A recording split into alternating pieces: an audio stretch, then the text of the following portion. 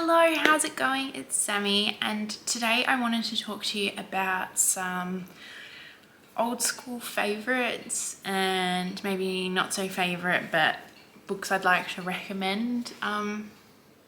Books. Oh my gosh, these are kind of books that I have bought and read years ago that have pretty much been recommendations predominantly based off YouTube back in the day, like the 2015 era. And the reason I wanted to do that is because I've noticed books such as Shatter and The Infernal Devices and all of Cassandra Clare's books becoming really popular again on BookTube, Bookstagram. And so these are some other ones that were really popular from that same kind of time period that I thought could be some extra recommendations. Yeah, that if you hadn't heard of these before, they might interest you, they might not, but I thought it'd be a kind of cool video to do. I thought maybe I'd start with the ones that I don't particularly remember liking, or don't remember very well, and then I can get on to the ones I actually like. So the first one that I want to talk to you about is The Raven Boys by Maggie Stiefvater. I remember there being so much hype over this book and this series. I only ever read the first book, and I don't remember particularly loving it and understanding the hype. In saying that, I am always the person who is reading things many years after the hype. Except for the Throne of Glass series, I got onto that as the hype was there, only because I just remembered people talking about how like boss Selena is, and I needed to be a part of that. But I feel with everything else, I'm always terribly behind. And so yeah, so maybe it's because I read this when it was very much hugely hyped, and later I read it. Oh my gosh, I'm rambling. I remember this having maybe kind of like that Twilight Vampire Diaries kind of vibe, which I'm here for. I love that so much. But yeah, I can't remember why I didn't really like it that well. I can't really remember what it's about, so I'm gonna do the thing that you're not supposed to do on BookTube, and I'm gonna read you the blurb. So, even if Blue hadn't been told her true love would die if she kissed him, she would stay away from boys, especially the ones from the local private school known as Raven Boys. They only mean trouble. But this is the year that everything will change for Blue. This is the year that she'll be drawn into the strange and sinister world of the Raven Boys, and the year Blue will discover that magic does exist. This is the year she will fall in love. So yeah, I think it was like Blue Ivy Blue, or what was the other ones? I think it was a trilogy. It doesn't list them.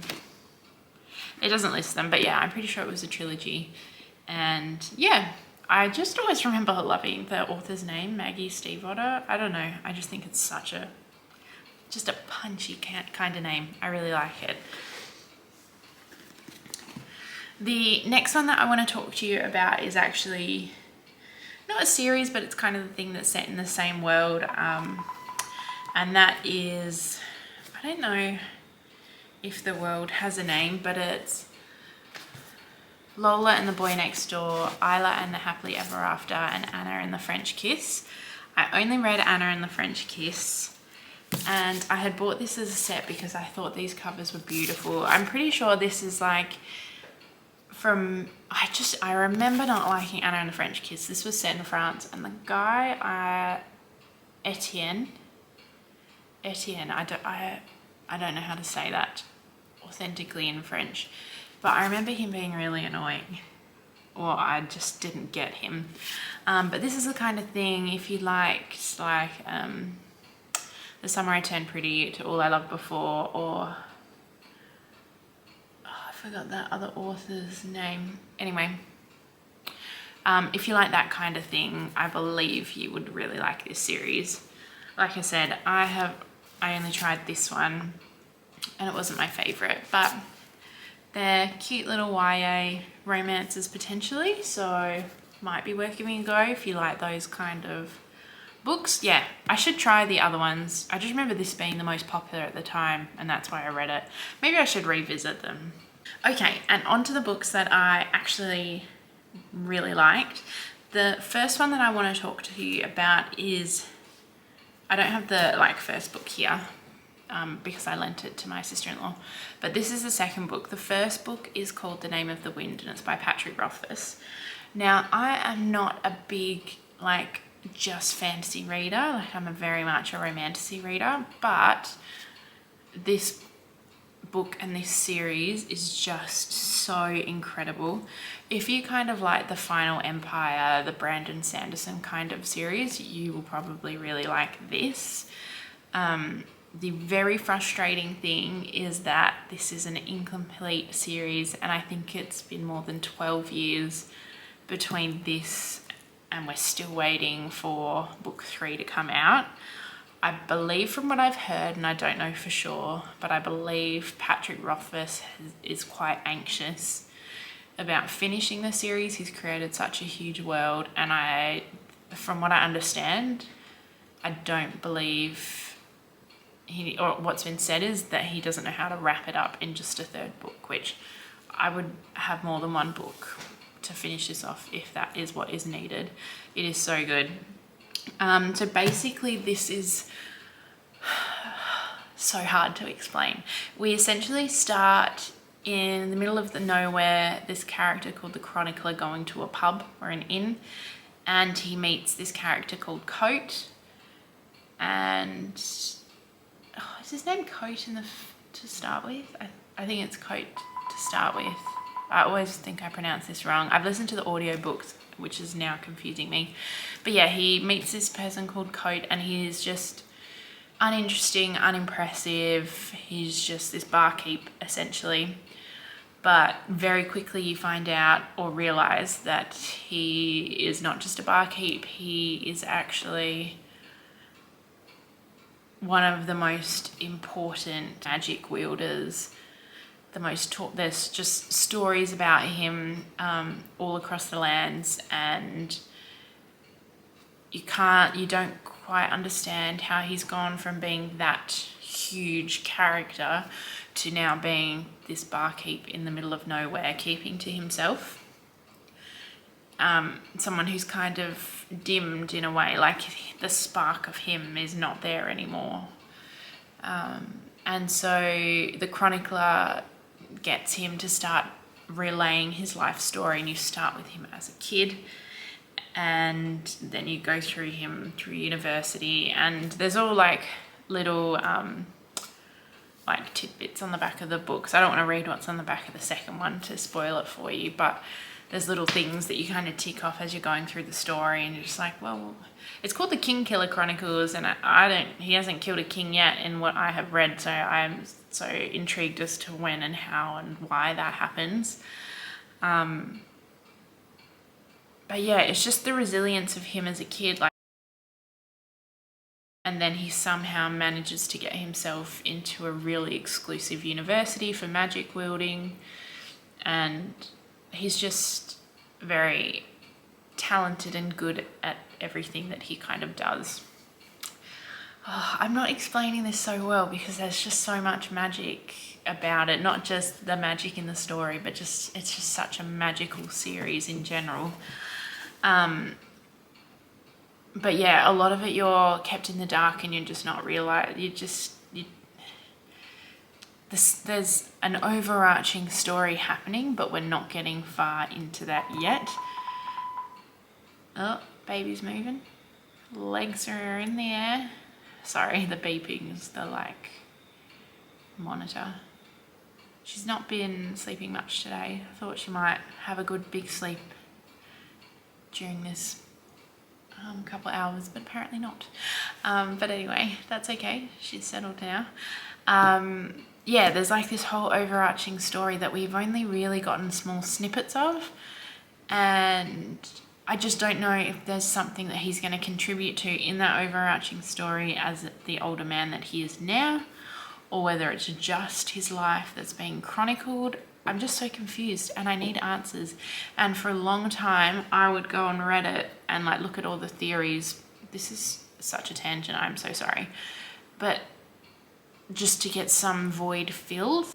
But I can't do that for like another 10 years. Like we need this series completed, and I'm really concerned that it's going to be a Game of Thrones situation where it's not going to happen. Anyway, I'm going to stop talking about this book. It's so good. I really recommend it. The next one I want to talk to you about is And I Darken by Kirsten White. Kirsten White has written quite a lot of books. I think she's got another series. I can't remember if it's the Guinevere Deception, where she has, I believe, written like her own version or a retelling of Guinevere, as in King Arthur, Lancelot, Guinevere, which I never got around to reading. I actually never got around to finishing this series. I only read book one, and I think because I read it straight away when it came out because I was just so entranced by the cover of it. Yeah, I never got around to it, so maybe something I should revisit at some point. But this is the retelling of the story of Vlad the Impaler, where Vlad the Impaler is a woman, well, a girl. This is Vlada or Lada? This is Lada, and she, I believe, is a twin, or her brother is in it, and he is very gentle and proper, and he's very gentle and sensitive and delicate, and she's the complete opposite of that. She, for want of a better word, takes on those more masculine character traits where she's tough, she'll fight and scheme and all that kind of thing. I don't remember if I liked her as a character, but that didn't get in the way of me enjoying her as a character, if that makes sense. I'm pretty sure there was a love interest in this book for her, and I think he was from the enemy empire. So this is her family's empire, which is the Wallachia, hopefully I pronounced that right, against the Ottoman Empire. And I'm pretty sure the love interest is, I think it's an enemies situation from memory. I think so. I just remember raving about this. I loved it so much. I don't remember many other people actually talking about it, but I really enjoyed it. The next one that I want to talk to you about is We Were Liars. I loved this. This is not a fantasy book. It's contemporary. It's about kids in school, I think in high school. And it's like a breakfast club type situation, like 4 friends, all very different, all come together, I think each summer at a family, like holiday home kind of thing.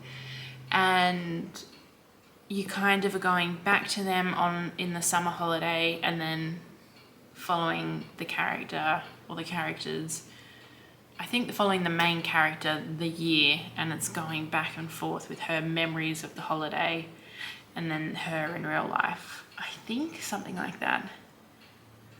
Anyway, it's something is not right about it. So while you're reading, you're trying to work out what on earth is going on. The back of this is pretty cool. So a beautiful and distinguished family, a private island, a brilliant damaged girl, a passionate political boy, a group of 4 friends, the liars, whose friendship turns destructive. A revolution, an accident, a secret lies upon lies, true love, the truth. We Were Liars is a modern, sophisticated suspense that will leave you reeling. Read it, and if anyone asks you how it ends, just lie. And I just remember that last line was what got me into reading this book. I think someone had a poster of it on their wall where it just said, and if anyone asks you how it ends, just lie. I love an unreliable narrator. While it can be incredibly frustrating when there's finally like the reveal and you realize how much you've been not lied to, but how like you're just trying to work out what's true and what's not. And I feel like that's what this is sort of like, I guess, because they're all liars, so you just don't know who and what to trust. The end of this book, I've never had a book hangover like I did with this book, and I know that is such a bold statement to say, but it really got me, and I think about it so often. I think I'm pretty oblivious to any twists and turns in a series or a book anyway, So this really surprised me. If you're a thriller or mystery reader, it will probably not surprise you, but for me, it really did. The next one I want to talk to you about is pretty popular already, but I just remember loving this series so much, and I lived across the road from some shops, and as soon as I would finish a book in the series, I would have to go on to get the next one straight away, and it is the Infernal Devices series. We have 3 books in this in the Infernal Device series: Clockwork Angel, Clockwork Prince, Clockwork Princess.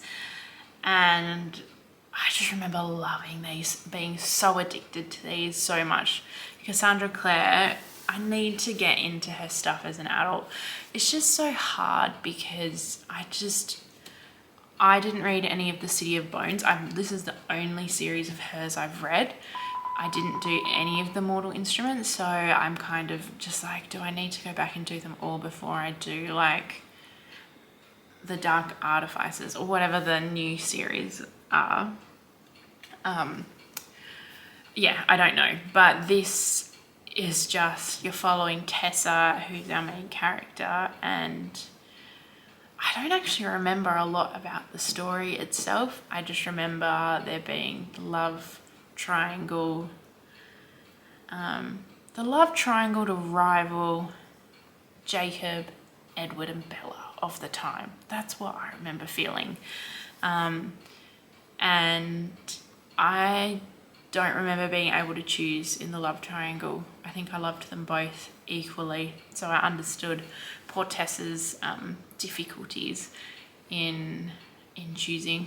You've heard of Will Herondale. This is the series that he's come from. I remember he was the book boyfriend of the time that everyone loved. I think I was maybe a gem girl, now that I think about it. But yes, Will quotes Jane Eyre. What more do you need? The cool thing about this, I remember there being like a lot of steampunky kind of elements to it from memory, and I thought that was really cool.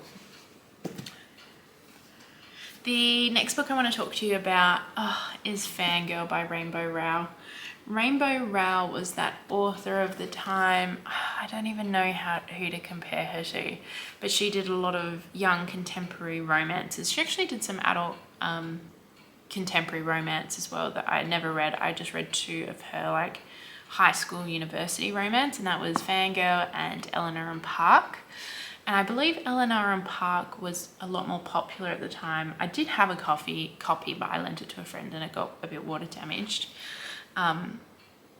which is such a shame, but that's okay.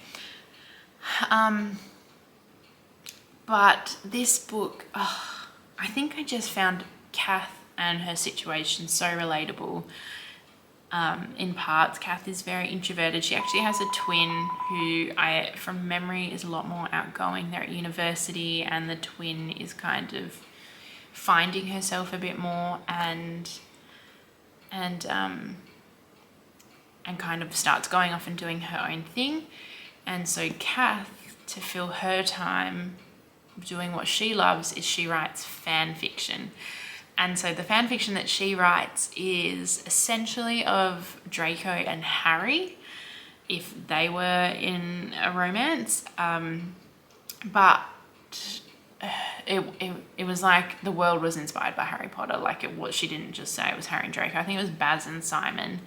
And the really cool thing about this is people loved the fan fiction that Kath wrote, or that Rainbow Rowell wrote for Kath in this series, that she actually published another book. I can't remember if it was a series, but definitely another book called Carry On, which had anything to do with Kath. It was literally Baz and Simon's romance. The fan fiction had its own book in the end, which I never read and I had always planned to read. So I think at some point I need to do that, because I remember loving the bits of fan fiction that she did in this book. I remember loving it. So yeah, and she's actually quite famous in the fan fiction world for, I guess maybe her stories would be like, is it Manacled? Is that the Draco Hermione one? I feel like it would be on that level, like her fame would be on that kind of level. I hope that makes sense. But there is a bit of a romance in this as well that I remember being really sweet too.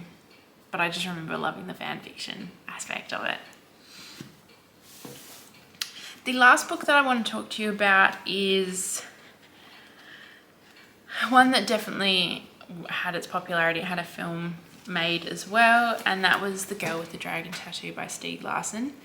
The interesting thing with this is I don't know if I was to read, like, I loved this book. I was obsessed. I did read the other books in the series. They're not really related to this. They're just kind of their own little mysteries. Or for some reason, I feel like books 2 and 3 were like, as if they were a duology, and then this was its own, like the first, I don't know. I don't remember liking them as much. And then someone else started writing more stories. But Stieg Larsson wrote the original 3. But I just remember loving this. So essentially what happens is this wealthy man, Henrik Wagner, from memory, hires a journalist, Michael Blomqvist, to investigate.